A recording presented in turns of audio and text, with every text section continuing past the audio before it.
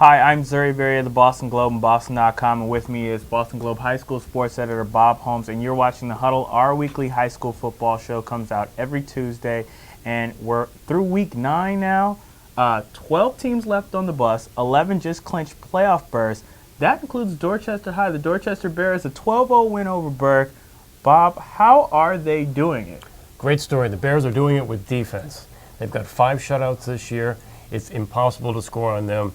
And they don't have any offensive stars. It's all about defense for the Bears.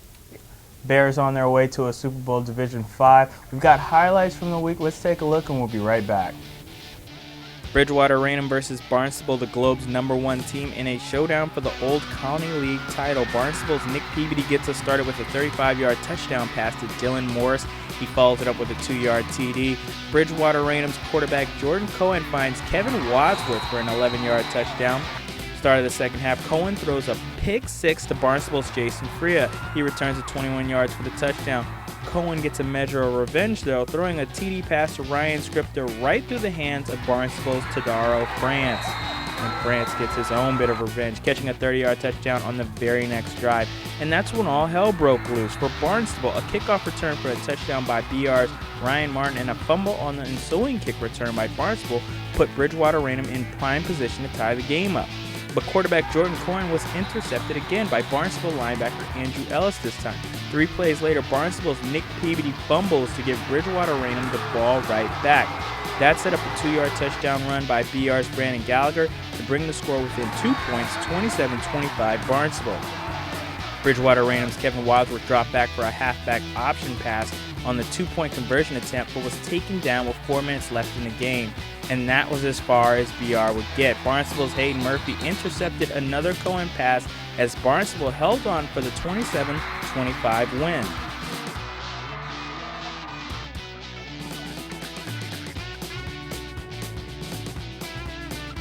In other top games, Wellesley upset Natick 40-34. Chris SARNI combined for 6 touchdowns for Wellesley. Lowell kicked Andover off the bus with a 42-35 win. Lowell's Jack Galvin caught 11 passes for 156 yards and 4 touchdowns. And Millis Hopedale clinched a playoff berth with a 23-7 win over Bellingham.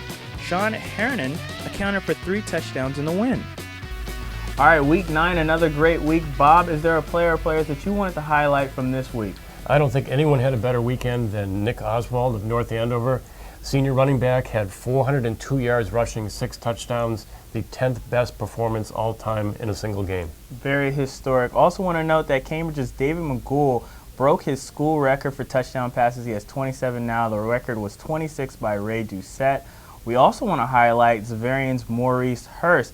Here's a player that's on his way to Michigan. He's doing big things. Our friends at Metro West Subaru and Element Productions have the story. Take a look.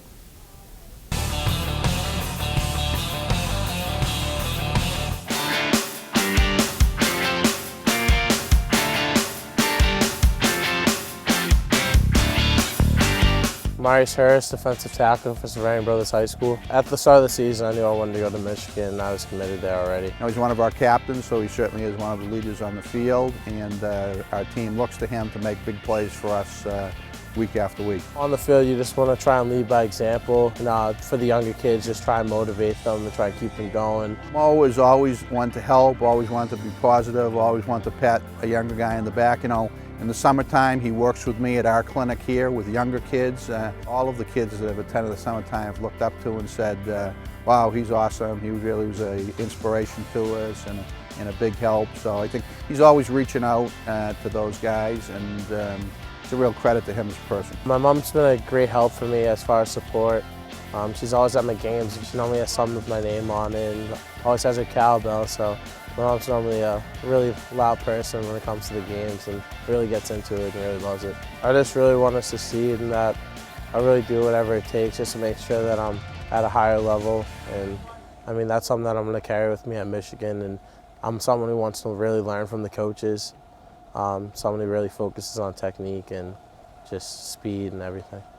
All right, that should do it for us. But before we go, our game of the week, Natick versus Walpole. Bob, tell us a little bit about this game. Should be a great game, and don't worry about Natick losing last week. Really doesn't change anything. The winner of this game is in the driver's seat for going to the playoffs. Walpole won by 3 last year, and it should be a good one this time. All right, any other games that we should be aware of? You know, another one that's good is Brockton, New Bedford this week. 2 of the biggest high schools in Massachusetts, and they're playing for the Big 3 championship on Saturday. All right, very cool. Well, you can catch all the stories and more, especially updates on the playoffs on boston.com/schools. Find us on Facebook and Google+. I'm Zuri. Here's Bob. We'll catch you next week.